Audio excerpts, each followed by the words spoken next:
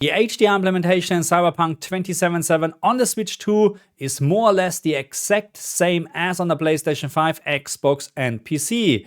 But hello my friends and welcome back to my channel. So let's keep this video short as always, so make sure you like, share and subscribe now, because then you save some time later on.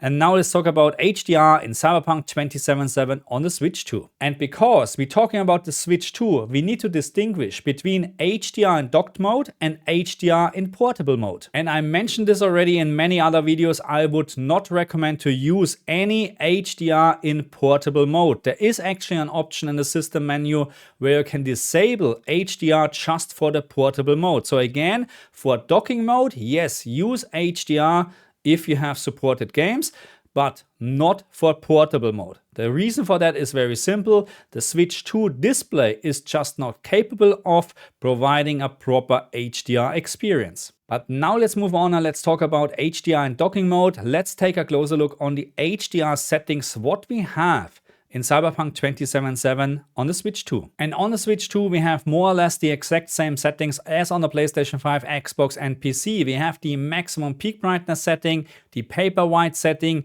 the mid-tone setting and the HDR color PQ setting. So very similar to all the other versions. So let's talk about the maximum peak brightness and paper white setting first. And as you can see, both settings are actually grayed out. And that means you can't change any of those settings in the game in Cyberpunk 2077. I was thinking to myself, that's actually great. That means this game supports the HDR system level calibration on the Switch 2. And it is actually correct, but there I found a bug, because regardless on how you set up the HDR paper white setting on the Switch 2, that's by the way the second page in the HDR system level calibration menu, there is not much, just a very tiny difference between the minimum setting and the maximum setting. And we can also see that the value in the HDR settings menu in Cyberpunk 27 is, regardless how you set up the HDR paper white setting on the Switch 2,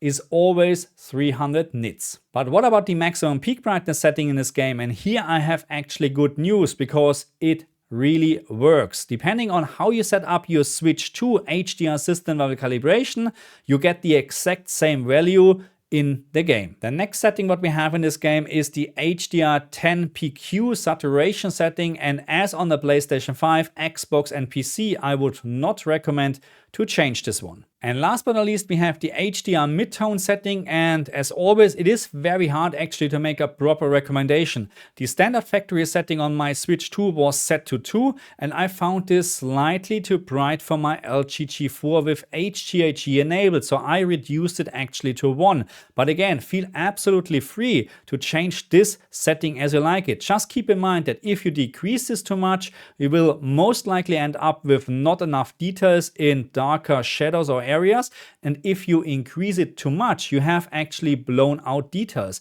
So my recommendation would be actually stay around 1 to 1.5, maximum 2, to avoid any crushed blacks and to avoid any clipping details. But how is the HDR quality in Cyberpunk 2077 on the Switch 2, PlayStation 5, Xbox and PC in general? And I would actually consider it out of the box as pretty good. Not in regards of the HDR black level floor, and yeah, the same on the Switch 2 here. Actually, we have always an HDR black level raise of around 0.05 nits. There's nothing you can do with not a single setting in the game. You can actually get rid of this HDR black level raise. But because we have very bright specular highlights, the contrast in this game is actually, despite the fact that we don't have a proper HDR black level floor, still on a very good level. Okay, my friends, so that was a very quick video about HDR in Cyberpunk 2077. So let me know in the comment section, how do you like HDR in this game? How do you like the game in general?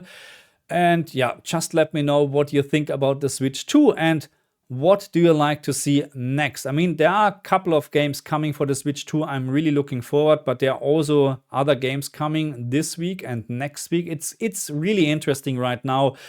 when you are a gamer, actually, Death Stranding 2 is coming very soon, and of course I will do a video about that game as well. So again, let me know what you think about this game. Let me know what you like to see next, and for this time I say thank you very much, and yeah, I see you guys next time. Bye.